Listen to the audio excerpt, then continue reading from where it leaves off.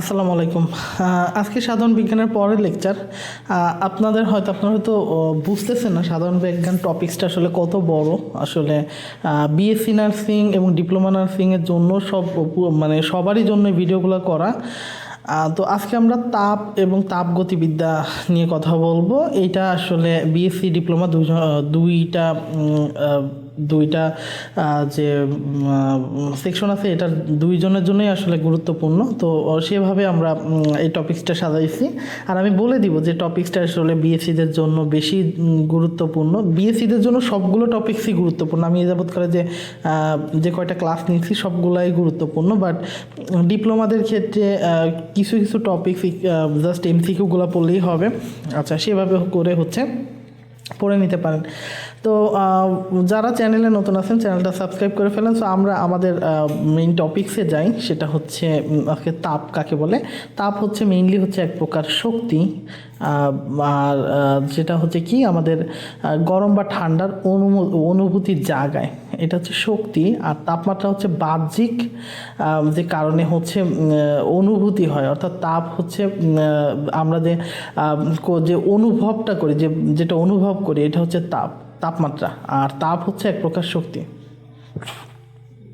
তাপ এক প্রকার শক্তি, আর তাপমাত্রা হচ্ছে সেই কোনো বস্তু তাপীয় অবস্থা। মানে বিষয়টা আমি একটু বুঝাই বলি, তাহলে সহজ হবে। মনে করেন আপনি একটা বস্তুকে তাপ দিতেছেন, এখন তাপ দিতে দিতে ওই বস্তুটার যে তাপটা দিচ্ছেন, এটা হচ্ছে শক্তি, তাই না? একটা শক্তি প্রয়োগ করতেছেন, যার জন্য কি হইতেছে, গলে যাচ্ছে বা যেভাবে হোক ওর মধ্যে একটা চেঞ্জ আসতেছে। এই যে শক্তিটা প্রয়োগ করতেছেন, এটাকে বলা হয় তাপ শক্তি। তাপ হচ্ছে তাহলে একটা শক্তি। আর এই যে হওয়ার ফলে মনে করেন আপনার যে তাপ দেওয়াটা বন্ধ হয়ে গেল, মানে আপনি অনেকক্ষণ গরম করলেন, গরম করার পরে এখন কি করবে, এই বস্তুটা একটা তাপ ছাড়বে না। এই বস্তুটা যে তাপটা ছাড়বে সেটা হচ্ছে তাপমাত্রা।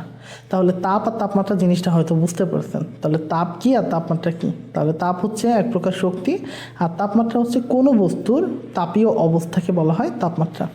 তাহলে তাপের একক, মেইনলি তাপের একক জুল, কারণ কি শক্তির একক জুল, সেক্ষেত্রে তাপের একক জুল। প্রতি 1 ডিগ্রি সেলসিয়াস তাপমাত্রা বৃদ্ধির জন্য যে পরিমাণ তাপের প্রয়োজন তাকে 1 ক্যালোরি বলে। 1 ক্যালোরি সমান 4.2 জুল। তাপের একক কি? নর্মালি আমরা আসি, তাপের একক হচ্ছে ক্যালোরি। তাপের এসআই একক কি?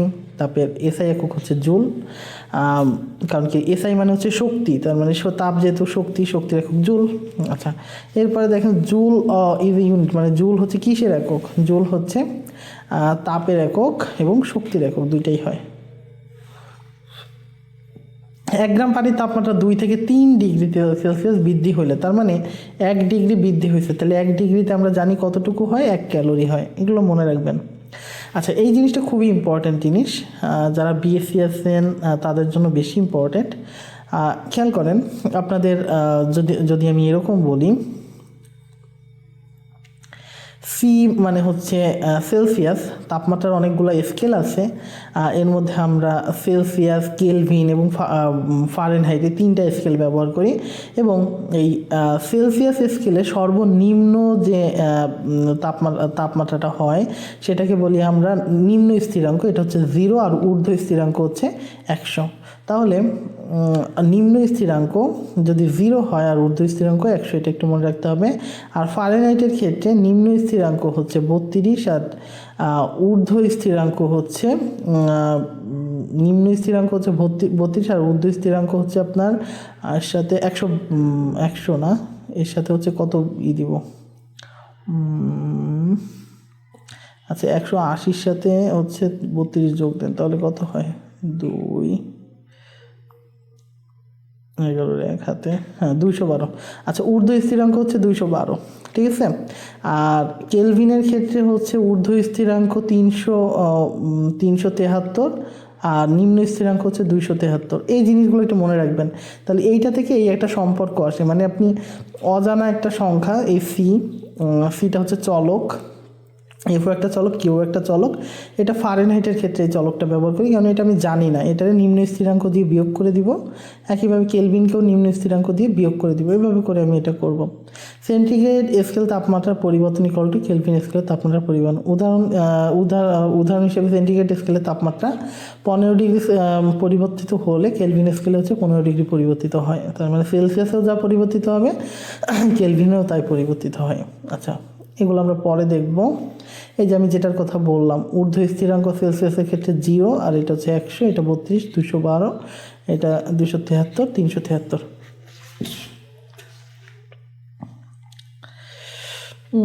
আচ্ছা, এই অঙ্কগুলা আসে কারণ এগুলা দিয়ে আপনি সহজে করে ফেলতে পারবেন। সেলসিয়াস এবং ফারেনহাইট স্কেলের তাপমাত্রা সমান হবে কখন? দেখেন, এইখানে যে আমরা সূত্রটা পড়ছি, যদি বলে সেলসিয়াস এবং ফারেনহাইটের ক্ষেত্রে যে সমান তাপমাত্রা সমান হবে কখন, এটা আমরা বের করতে পারি। মনে করেন সেলসিয়াস C/5 আর হচ্ছে F-32/9। এখন এখানে সি আর এফ এর মানটা সমান ধরতে হবে, মানে তাপমাত্রা সমান। তাহলে তো যদি তাপমাত্রা সমান হয় তাহলে x/5 ইকুয়াল টু আসে x-32/9, অর্থাৎ দুইটা তাপমাত্রাই সমান। সি আর এফ এর মান সি ইকুয়াল টু এফ, ঠিক আছে, মানে এক্স ধরে নিলাম এটা আমি। তার মানে এখান থেকে আমি যদি বলি তাহলে এখান থেকে আসে 9x equal to 5x minus 10-এর 0 হাতে 1, 3-5 15, 1 16, 160। এখান থেকে আমি যদি বলি তাহলে এখান থেকে আসে হচ্ছে 4x সমান মাইনাস 160, x সমান 4×4 16, তাহলে -40। তাহলে -40 ডিগ্রি সেলসিয়াস তাপমাত্রায় সেলসিয়াস আর ফারেনহাইট স্কেলের তাপমাত্রা সমান। এভাবে করে আপনি একইভাবে ফারেনহাইট থেকে কেলভিন, সেলসিয়াস থেকে কেলভিন এরকম বের করে ফেলতে পারবেন। সো এই অঙ্কগুলো দেখেন -40 আমরা কিন্তু করে ফেলছি। এই অঙ্কগুলো এভাবে আসে। একইভাবে সেন্টিগ্রেড তাপমাত্রা সমান কত ফারেনহাইটের সমান, এটাও আমরা বের করতে পারি। জাস্ট সেন্টিগ্রেডের যে মানটা, সেন্টিগ্রেডের মানটা সির সাথে বসায় দেবেন আর এফ এর মানটা বের করে ফেলবেন। এভাবে করে অঙ্কগুলো করা যায়। আচ্ছা, এই ধরনের অঙ্কগুলো আসতে পারে, এটা স্ক্রিনশট দিয়ে রাখেন, এইটা আপনি বাসায় বসে করে ফেলতে পারেন। এই ছোট ছোট অঙ্ক তো এগুলো এমসিকিউতে দেয়। আচ্ছা, এবার আসেন আমরা একটু দেখি আন্তর্জাতিক পদ্ধতিতে তাপমাত্রার একককে কি বলা হয়। তাপমাত্রার একককে বলা হয় কেলভিন। তাপের একক জুল, আমি একটু বলে দিই, তাপের একক জুল আর তাপমাত্রার একক কেলভিন, ঠিক আছে। আচ্ছা, আরেকটা এটা হচ্ছে এসআই একক। এসআই একক হচ্ছে তাপের একক জুল আর তাপমাত্রার একক কেলভিন। আর সিজিএস একক আছে, সিজিএস হচ্ছে তাপমাত্রার একক হচ্ছে ক্যালোরি। আমরা যেটা একটু আগে দেখতেছিলাম, তাপের একক ক্যালোরি আর তাপমাত্রার একক হচ্ছে ডিগ্রি সেলসিয়াস, ঠিক আছে। মনে করেন ডিগ্রি, কীভাবে বলে, ডিগ্রি সেলসিয়াস এটা। তো এটা একটু মনে রাখবেন। এসআই একক হচ্ছে তাপের একক জুল, তাপমাত্রা কেলভিন। সিজিএস হচ্ছে ডিগ্রি সেলসিয়াস হচ্ছে তাপমাত্রার একক, আর ক্যালোরি হচ্ছে তাপের একক। আচ্ছা, এরপরে উষ্ণতা পরিমাপে কোনটি ব্যবহৃত হয়? Kelvin scale. আচ্ছা, উষ্ণতার ক্ষেত্রে কেলভিন স্কেল। এই যে একটু আগে দেখলাম যে কেলভিন হচ্ছে তাপমাত্রার একক, তাহলে উষ্ণতা মানে হচ্ছে তাপমাত্রা। উষ্ণতা আর তাপ দুইটা কিন্তু আলাদা। উষ্ণতা মানে হচ্ছে তাপমাত্রা, হ্যাঁ। 1 ডিগ্রি সেলসিয়াস সমান কত ডিগ্রি ফারেনহাইট?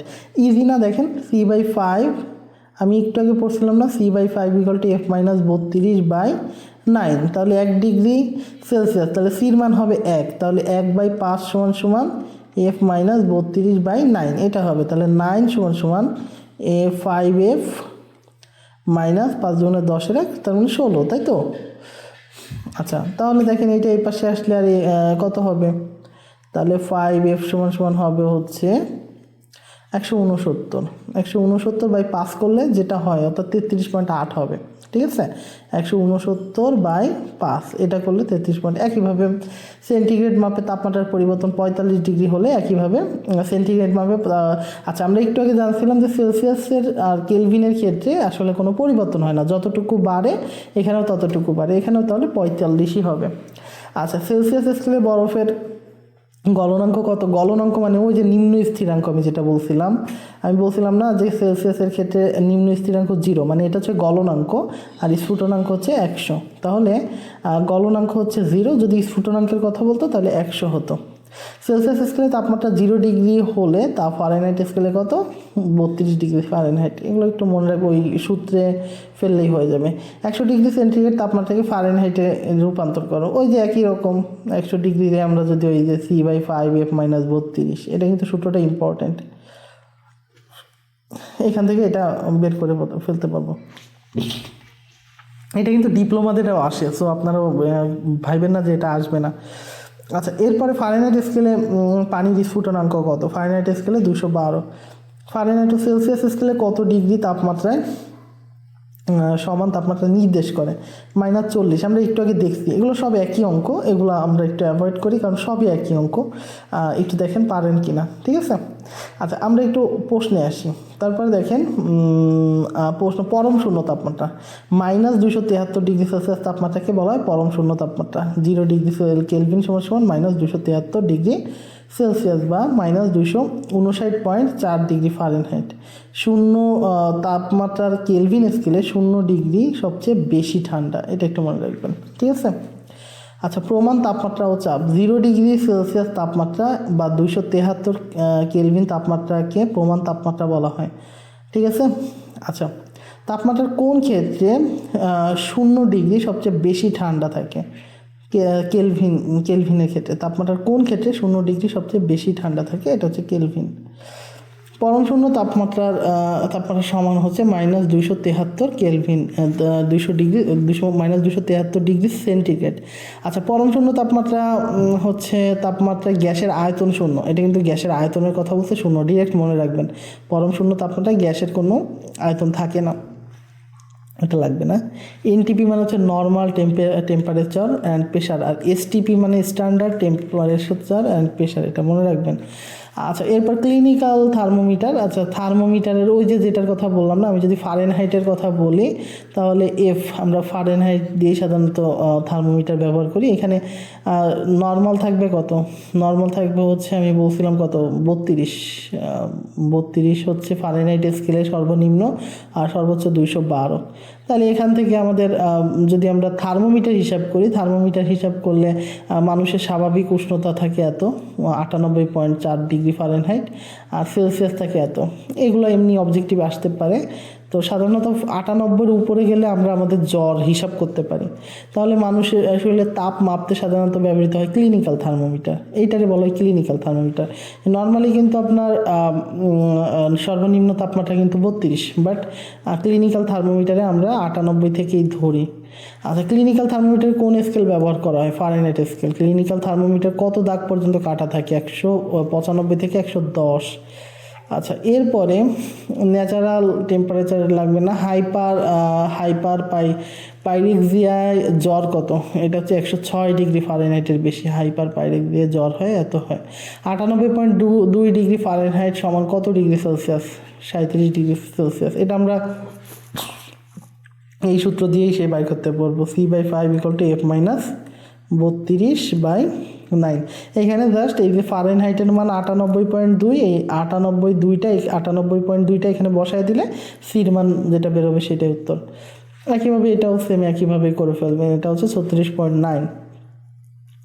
পদার্থের তাপজনিত প্রসারণ, এগুলা আমি একটু বেসিকটা বুঝাই দিই। যেমন কঠিন পদার্থকে তাপ দিলে, কঠিন পদার্থের তাপমাত্রাটাই যে প্রসারণটা বায়বীয় থেকে কম হয়, মানে বায়বীয়তে সব থেকে বেশি প্রসারণ হয়, তারপর তরলে, তারপরে হচ্ছে কঠিনে, এটা একটু মনে রাখবেন। আচ্ছা, এখান থেকে তেমন এটা হয়তো আপনারা ছোটোবেলায় দেখছেন যে গ্রীষ্মকালে বৈদ্যুতিক তারটা বেশি প্রসারিত হয়, ঠিক আছে, কিন্তু মানে যখন শীত চলে আসে ওইটা আবার টান টান হয়ে যায়। এটা হচ্ছে তাপের কারণে। তাপ প্রয়োগ করার ফলে সব থেকে বেশি প্রসারিত হয় কোন পদার্থ, এটা হচ্ছে বায়বীয় পদার্থ। আমরা একটু আগে দেখছি তরল পদার্থের প্রসারণ বলতে কি বোঝায়, আয়তন প্রসারণ, আয়তনটা বাড়ে। মাঝখানে গোলাকার ছিদ্র বিশিষ্ট একটি প্লেটকে উত্তপ্ত করলে ছিদ্রটির ব্যাস কী হবে, বাড়বে। একটা গোলাকার যে প্লেট থাকবে সেটাকে যদি মাঝখানে আমি ছিদ্র করি তাহলে সেটা কী হবে, মাঝখান থেকে দেখবে ছিদ্রটা আরও বেড়ে গেছে, কারণ ওইটা প্রসারিত হবে, অংশটা প্রসারিত হয়ে ছিদ্রটা বড় হয়ে যাবে। কাজকে উত্তপ্ত করলে ফেটে যায়, কিন্তু ধাতু ফাটে না, কারণ হচ্ছে ধাতু তাপ কুপরিবাহী। মানে কুপরিবাহী মানে বুঝছেন, যেটা তাপ পরিবাহিত হয় না, যেটার মধ্যে যে তাপ পরিবাহিত হয় না, আমি গরম করলে গরম হবে না। আচ্ছা, পুরো কাচের গ্লাসে গরম পানি রাখলে তা ফেটে যায়, কারণ হচ্ছে গ্লাসের ভিতরে ও বাইরে অসম আয়তন প্রসারণের কারণে। ক্লিয়ার? আচ্ছা, একইভাবে এক খণ্ড পাথরকে উত্তপ্ত করলে সেটা ফেটে যায়, কারণ কি এর ভিতরের কি আবরণ বেশি এবং উত্তপ্ত ও প্রসারিত হয় বলে ফেটে যায়, ভিতরের অংশটা বেশি প্রসারিত হয়। রেল লাইনের ফিস প্লেট কী কাজে ব্যবহৃত হয়? ওই যে মাঝখানে মনে করেন কিছু কিছু রেল লাইনের মাঝখানে কিছু ফাঁকা থাকে, এই যে রেল লাইনের মাঝখানে কিছু ফাঁকা রেখে দেয়। ফাঁকাটা হয় কেন? যখন ট্রেনটা যায় তখন এই অংশটায় তাপটা কাজ করে বিধায় এটা প্রসারিত হয়।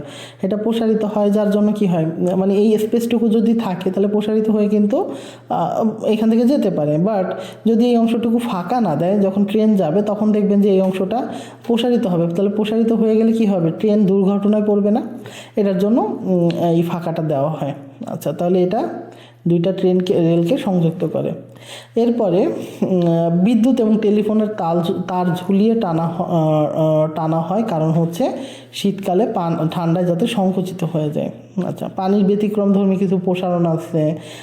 আচ্ছা, এইটা একটু মনে রাখবেন, এটা খুব ইম্পর্টেন্ট প্রশ্ন। 4 ডিগ্রি সেলসিয়াস তাপমাত্রায় পানির ঘনত্ব সব থেকে বেশি। এই যে 4 ডিগ্রি সেলসিয়াস তাপমাত্রায় পানির ঘনত্ব সব থেকে বেশি, খুব ইম্পর্টেন্ট প্রশ্ন। আর 0 ডিগ্রি সেলসিয়াস তাপমাত্রাকে উত্তপ্ত করলে এর আয়তন বাড়ে না, বরং হচ্ছে কমতে থাকে। ক্লিয়ার? আচ্ছা, পানির ব্যতিক্রমধর্মী প্রসারণ হচ্ছে দেখবেন যে কিছু কিছু ক্ষেত্রে পানি কি হয়, বাষ্প আকারে শুধু শুধু চলে যায়, বাষ্প আকারে উড়ে যায়। যে 4 ডিগ্রি সেলসিয়াস তাপমাত্রায় পানির ঘনত্ব বেশি থাকে বিধায়। ঠিক আছে? আচ্ছা, কোন পদার্থ তাপে সংকুচিত হয়? অবশ্যই পানি। আচ্ছা, কোন উষ্ণতায় পানির ঘনত্ব সব থেকে বেশি? এটা হচ্ছে 4 ডিগ্রি সেলসিয়াস তাপমাত্রা। স্বাভাবিক আদর্শ পরিবেশে পানির ঘনত্ব সবচেয়ে যে তাপমাত্রায় সর্বোচ্চ থাকে সেটা 4 ডিগ্রি সেলসিয়াস তাপমাত্রায়। কোন পদার্থ তরল অবস্থার চেয়ে বেশি অবস্থায় ঘনত্ব কোন পদার্থ তরল অবস্থার চেয়ে কঠিন অবস্থায় ঘনত্ব কম? এটা হচ্ছে পানি, কারণ পানির হচ্ছে তরল অবস্থা থেকে কঠিন অবস্থায় এর ঘনত্ব কম থাকবে। ঘনত্ব তো জিনিসটা বোঝেন, ঘন ঘন, যেমন আমরা যদি বলি বরফটা কিন্তু ঘন বেশি, বরফটা হচ্ছে বেশি ঘন, পানি হচ্ছে ঘন কম, তাই তো? আর বাষ্প হচ্ছে আরও কম ঘন। ঠিক আছে? ঘন মানে ওই যে দুধ বলি না আমরা, দুধ ঘন পাতলা, তাই না? তো এরকম। আচ্ছা, এরপরে সামুদ্রিক প্রাণী বরফ আচ্ছন্ন পানিতে বেঁচে থাকে, কারণ হচ্ছে পানির নিচে কখনো জমাট বাঁধে না। আচ্ছা, এটুকু আমরা গেলাম। এরপরে গলনাঙ্কের উপর চাপের প্রভাব। আচ্ছা, এইখানে একটা ব্যাপার আছে, আমি একটা ব্যাপারটা বুঝাই দিই। যেমন মনে করেন আপনি যদি দুইটা বরফকে হাত দিয়ে আপনি নিজে নিজে একটু পরীক্ষা করে দেখেন, হাত দিয়ে যদি অনেকক্ষণ চেপে ধরেন, দুইটা বরফকে একসাথে যদি আপনি চেপে ধরেন, বরফটা দেখবেন কিছু সময়ের জন্য একসাথে লেগে আছে। এই যে লেগে আছে তার মানে এরা কি একসাথে মনে করেন একটা বরফ পিণ্ডে পরিণত হয়ে গেছে। এই যে কিছু অংশটা লেগে আছে এটা হচ্ছে চাপের কারণে। তার মানে যখন আমি চাপ দিচ্ছি তখন এটা কিছু সময়ের জন্য একসাথে হয়ে গেছে, তাই না? তাহলে এটার কথাই বলছে যে এটা হচ্ছে পুনঃশীলী ভবন। এই অংশটাকে বলা হয় পুনঃশীলী ভবন। এই দেখেন দুইটা বরফকে ধীরে ধীরে চাপ দিলে এটা জোড়া লেগে যায়, এটাকে বলা হয় পুনঃশীলী ভবন। আচ্ছা, আর এটা হচ্ছে কি অধিকাংশ পদার্থের কঠিন অবস্থা থেকে তরল অবস্থায় রূপান্তরের সময় আয়তন বৃদ্ধি পায়, পরাক্ষণে তরল অবস্থা থেকে কঠিন অবস্থায় রূপান্তরের সময় আয়তন কমে যায়। এটা সিম্পল জিনিস, মনে রাখবেন। আচ্ছা, পানিকে বরফে পরিণত করলে আয়তন কি হবে? অবশ্যই বাড়বে। এক খণ্ড বরফকে উত্তপ্ত করে পানিতে পরিণত করলে আয়তন কমবে। আচ্ছা, এরপরে 2 টুকরা বরফকে চাপ দিয়ে 1 টুকরা বরফে পরিণত করা হয়, কারণ কি এটাকে বলা হয় এটা হচ্ছে 0 ডিগ্রি সেলসিয়াস থেকে কমে যায়, চাপটা গলনাঙ্ক তখন 0 ডিগ্রি থেকে কমে যায়। এগুলো পরীক্ষা আসতে পারে। আচ্ছা, স্ফুটনাঙ্কের ওপর চাপের প্রভাব, এটাও যে দেখবেন প্রেশার কুকারে যে রান্না টান্না হয় না এগুলো, কারণ কি যত আপনি দেখবেন পাহাড়ের উপরে যখন যাবেন, পাহাড় পর্বতের উপরে বায়ুচাপ কম থাকায় পানির স্ফুটনাঙ্ক কমে যায়। তখন কিন্তু 100 ডিগ্রি থেকে মনে করেন আপনি নর্মালি 100 ডিগ্রিতে পানি ফুটে যাচ্ছে, কিন্তু তখন আরও কমে যাবে। ঠিক আছে? যত উপরে যাবেন চাপ যত বাড়বে তত হচ্ছে কি স্ফুটনাঙ্ক কমে যাবে।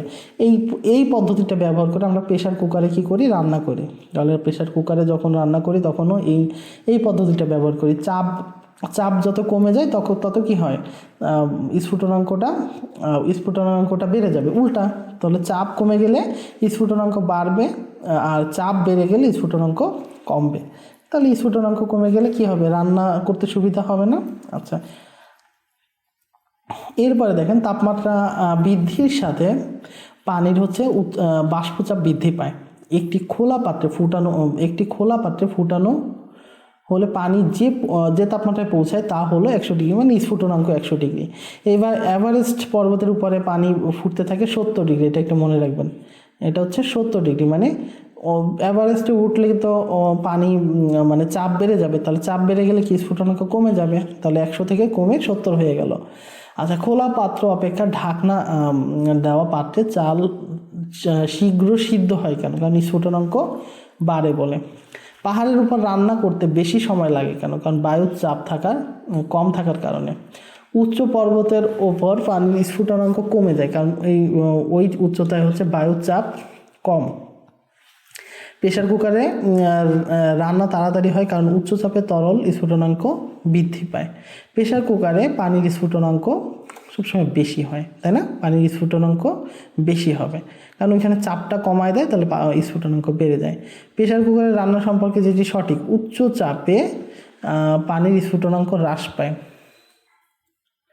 ঠিক আছে। আচ্ছা, এইটা মনে হয় ভুল আছে, পানির স্ফুটনাঙ্ক, এটা ভুল আছে, পানির স্ফুটনাঙ্ক কমে যাবে, তাই না? পানির স্ফুটনাঙ্ক কমে যাবে, এটা ভুল আছে। আচ্ছা, তারপরে ভূমি থেকে বহু উপরে উঠলে শ্বাসকষ্ট হয়, কারণ কি বায়ুর চাপ কমে যায়। আচ্ছা, পর্বতের চূড়ায় আরোহণ করলে নাক দিয়ে রক্ত পড়তে পারে, কারণ এখানে বায়ুচাপ কম থাকে। ভূপৃষ্ঠ থেকে বহু উপরে উঠলে শরীর ফেটে রক্ত পড়ে, কারণ বায়ুচাপ কম। দেখেন, এই জিনিসগুলো কিন্তু কমন সব। শীতকালে ঠোঁট এবং গায়ের চামড়া ফেটে যায়, কারণ বাতাসে আপেক্ষিক আর্দ্রতা কম থাকে। ঠিক আছে, এই জন্য হচ্ছে ফেটে যায়। বাষ্পীভবন তো নর্মালি বোঝেন যে বরফ থেকে পানি থেকে বাষ্প। ঠিক আছে, এই তরল থেকে যখন বাষ্প হয় তাকে আমরা বলি বাষ্পীভবন। আচ্ছা, তাহলে মাটির পাত্রে পানি ঠান্ডা থাকে, কারণ মাটির পাত্র পানির বাষ্পীভবনে সাহায্য করে। আচ্ছা, এটা লাগবে না। ঘর্মাক্ত মানে ঘাম হয় যখন শরীরে, তখন দেহে পাখার বাতাস আরাম দেয়, কারণ বাষ্পায়ন শীতলতা সৃষ্টি করে। কারণ ওই যে বাষ্পায়নটা চলে যাচ্ছে, আপনার শরীর থেকে যে বাষ্পটা বের হয়ে যাচ্ছে, ওইটা তখন একটা শীত ভাব আনে। ফ্যান চালালে আমরা ঠান্ডা অনুভব করি একই কারণে, কারণ শরীর থেকে বাষ্পীভবনের হার বাড়িয়ে দেয়। রোদে কাপড় শুকায় কোন প্রক্রিয়ায়? রোদে কাপড় শুকায় হচ্ছে বাষ্পীভবন প্রক্রিয়ায়। ভিজা কাপড় গায়ে দেওয়া স্বাস্থ্যের জন্য ক্ষতিকর, কারণ হচ্ছে কাপড়ের পানি বাষ্পীভবনের সময় শরীর থেকে তাপ গ্রহণ করতে পারে। আচ্ছা, বর্ষাকালে ভিজা কাপড় শুকাতে দেরি হয়, কারণ হচ্ছে বাতাসে জলীয় বাষ্পের পরিমাণ বেশি থাকে।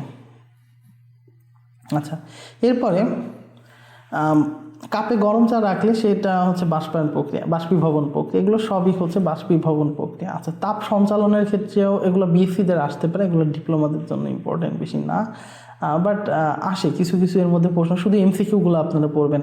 তাপ সঞ্চালনের প্রক্রিয়া হচ্ছে মোট 3টা, একটা হচ্ছে বিকিরণ, একটা হচ্ছে পরিচলন, আর একটা পরিবহন। ঠিক আছে, মনে আছে সম্ভবত আমার। তাপ পরিবাহকত্বের মান কিসের উপর নির্ভর করে? পরিবাহকের উপাদানের উপর নির্ভর করে, মানে যে পরিবহন করে।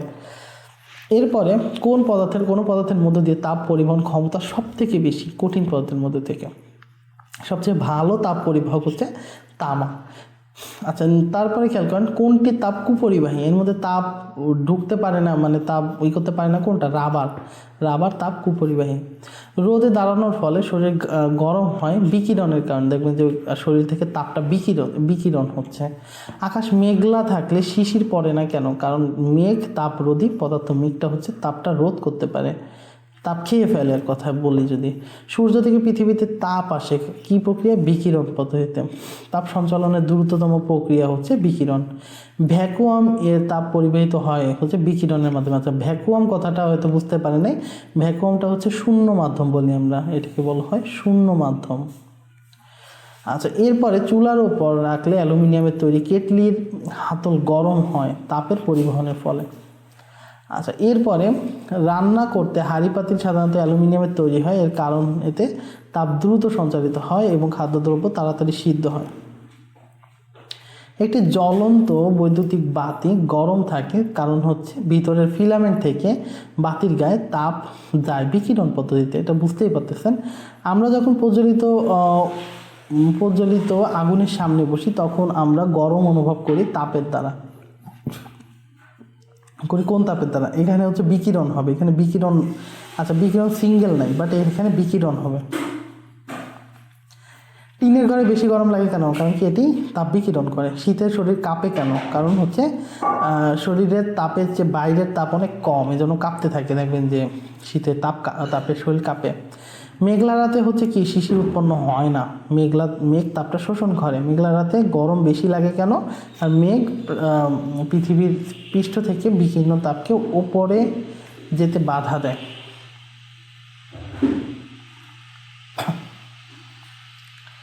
আচ্ছা, এরপরে তাপের শোষণ বিকিরণ আর তাপের শোষণ ক্ষেত্রে কিছু আসে, যেমন রঙের বস্তুর তাপ শোষণ ক্ষমতা কম, মানে কোন রঙের বস্তুর তাপ শোষণ ক্ষমতা কম? সাদা। আচ্ছা, এখান থেকে হয়তো কিছু জিনিস আসে। আচ্ছা, আমি একটু বলি মুখে মুখে, যেমন তাপ শোষণ ক্ষমতা কম হচ্ছে সাদার, আর তাপ শোষণ ক্ষমতা বেশি হচ্ছে কালোর। কারণ সাদার মধ্যে সবগুলো রং থাকে আর কালোর মধ্যে কোনো রং থাকে না। ঠিক আছে, এটা একটু মনে রাখবেন। তারপর কোন রঙের তাপ শোষণ ক্ষমতা বেশি? এই যে দেখেন কালো, তাহলে তাড়াতাড়ি ঠান্ডা হয়ে যায়, এটাও কালো। কোন রঙের কাপে চা বেশিক্ষণ গরম থাকে? সাদা, কারণ কি সাদা শোষণ করতে পারে না। তারপর হচ্ছে গ্রীষ্মকালে কোন রঙের জামা অধিক আরামদায়ক? সাদা, কারণ হচ্ছে ওটা তাপ বেশি করতে পারে না, শোষণ করতে পারে না। শীতকালে সাদা রং পরা হয়, কারণ কি সাদা রং তাপ শোষণ করতে পারে না। শহরের রাস্তায় ট্রাফিক পুলিশ সাধারণত সাদা জামা ব্যবহার করে তাপ বিকিরণ থেকে বাঁচার জন্য। ছাতার কাপড়ের রং সাধারণত কালো হয়, কারণ কালো রং তাপ শোষণ করে বলে। আচ্ছা, গ্রীষ্মকালে আমরা কালো কাপড় পরিধান করি না, কারণ হচ্ছে কালো কাপড় তাপ শোষণ করে। আচ্ছা, আপেক্ষিক তাপ কোনটা? কোনো বস্তুর 1 কেজি ভরের তাপমাত্রা 1 কেলভিন বাড়াতে যে তাপের প্রয়োজন হয় তাকে ওই বস্তুর উপাদানের আপেক্ষিক তাপ বলে। আপেক্ষিক তাপ সাধারণত পানির আপেক্ষিক তাপ সাধারণত 4200, আর দুধের আপেক্ষিক তাপ হচ্ছে 3930 joule kg to the power -1 K to the power -1। আচ্ছা, তাপ ধারণ ক্ষমতা কে সাধারণত 1 কেলভিন তাপমাত্রা, কোনো বস্তুর তাপমাত্রা 1 কেলভিন বাড়াতে যে তাপের প্রয়োজন তাকে তাপ ধারণ ক্ষমতা বলে। এটা হচ্ছে সাধারণত joule K to the power -1। তাপ ধারণ ক্ষমতা সমান ভর গুণ আপেক্ষিক তাপ। পানির স্পেসিফিক হিট হচ্ছে 4.2 joule kg to the power -1 K to the power -1। পানির স্পেসিফিক হিট হচ্ছে 4.2 joule kg to the power gram to the power. এইখানে খেয়াল করেন, এইখানে কিন্তু 4.2 joule kg to the power -1, এটা ঠিক আছে। এটা দেখেন, এটাও 4 জুল, এখানে কিন্তু গ্রাম আছে, তাই না? আচ্ছা, এটা হচ্ছে 4200 হবে, এখানে কেজি হবে, এখানে কেজি হবে, ঠিক আছে। আচ্ছা, জুল না, কেজি হবে না। এখানে দেখেন, এখানে কিলো জুল পার কেজি আছে আর এখানে জুল পার গ্রাম আছে, এই জন্য এটা ঠিক আছে। আর যদি আপনার এখানে যদি কিলো জুল থাকতো তাহলে কিন্তু এটা হইতো না। আচ্ছা, এটা একটু মনে রাখবেন, এটা এত ক্রিটিক্যালটা পরীক্ষা আসবে না আপনাদের। মোটর গাড়ির ইঞ্জিনকে ঠান্ডা রাখার জন্য পানির ব্যবহার করা হয় কেন? কারণ অনেক তাপ শোষণ করলেও পানির উষ্ণতা অল্প বৃদ্ধি পায়। সমান তাপমাত্রা দিলেও দুধ পানি অপেক্ষা আগে ফোটে, কারণ হচ্ছে পানির তাপ গ্রহীতা অনেক বেশি থাকে। আচ্ছা, মোটামুটি এই কিছু এমসিকিউ আর কিছু এমসিকিউ আছে, এগুলো থেকেও প্রশ্ন আসতে পারে, এগুলো একটু পড়াই দিই। তাপ ইঞ্জিনের কাজ হচ্ছে তাপ শক্তিকে যান্ত্রিক শক্তিতে রূপান্তর করা। পেট্রোল ইঞ্জিনে নিচের কোনটি কাজ করে? এটা হচ্ছে অটো সাইকেল। পেট্রোল ইঞ্জিন সফলতার সাথে প্রথম চালু করেন ডাক্তার অটো। কোন ইঞ্জিনে কার্বোরেটর থাকে? পেট্রোল ইঞ্জিনে। কোন দুটি প্রধান অংশ দ্বারা পেট্রোল ইঞ্জিন চেনা যায়? এটা হচ্ছে কার্বোরেটর এবং স্পার্ক প্লাগ। পেট্রোল ইঞ্জিনের দক্ষতা 30%, পড়ে ফেলবেন, এগুলো সব পড়া লাগবে, এগুলো সাধারণ জ্ঞান হিসেবে অনেক সময় পরীক্ষায় আসে। সিএনজি গাড়ি চলে হচ্ছে অটো চক্রে। এরপরে রেফ্রিজারেটরের কম্প্রেসরের কাজ হচ্ছে ফ্রেয়নকে ঘনীভূত করা। কোনটি